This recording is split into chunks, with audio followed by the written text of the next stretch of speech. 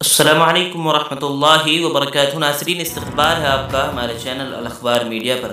ناظرین، ہولی کے موقع پر ایک خبر گردش کر رہی ہے۔ خبر یوپی کے ضلع بارہ بنکی کی ہے۔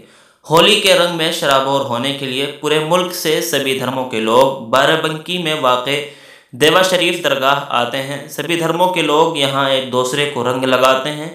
لوگوں کا کہنا ہے کہ اس درگاہ پر سب سے زیادہ ہندو اور مسلم سماج کے لوگ مل کر ہولی کھیلتے ہیں اور جم کر گلال اڑاتے ہیں اور ایک دوسرے کو مبارکباد دیتے ہیں، گلے ملتے ہیں۔ یہ مزار صوفی حاجی وارث علی شاہ کی ہے۔ یہاں کے لوگوں کا کہنا ہے کہ ہولی کافی قدیم روایات کے مطابق چلتی آ رہی ہے۔ صوفی وارث علی شاہ بھی ہولی کھیلا کرتے تھے اپنے دوستوں کے ساتھ۔ اسی وقت سے یہ رواج اب تک چلا آ رہا ہے۔ ناظرین، ہولی کھیلنا اور ایک دوسرے کو ہولی کی مبارکباد دینا کیسا ہے؟ شریعت اس پر کیا کہتی ہے؟ آئیے اس سلسلے میں دارالعلوم دیوبند کا فتویٰ دیکھتے ہیں۔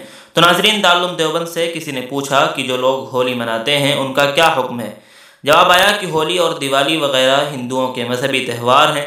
مسلمانوں کے لیے غیروں کے مذہبی تہواروں میں شرکت کرنا یا ان کا کوئی مذہبی تہوار منانا ہرگز جائز نہیں ہے، بلکہ سخت حرام ہے۔ بلکہ بعض صورتوں میں تو آدمی کافر اور دائرہ اسلام سے بھی خارج ہو جاتا ہے۔ اللہ اکبر! اللہ امت کو ہدایت عطا فرمائے۔ ناظرین، اس خبر سے متعلق آپ کی کیا رائے ہے؟ کمنٹ باکس میں ضرور لکھیں۔ ویڈیو کو لائک اور زیادہ سے زیادہ شیئر کریں۔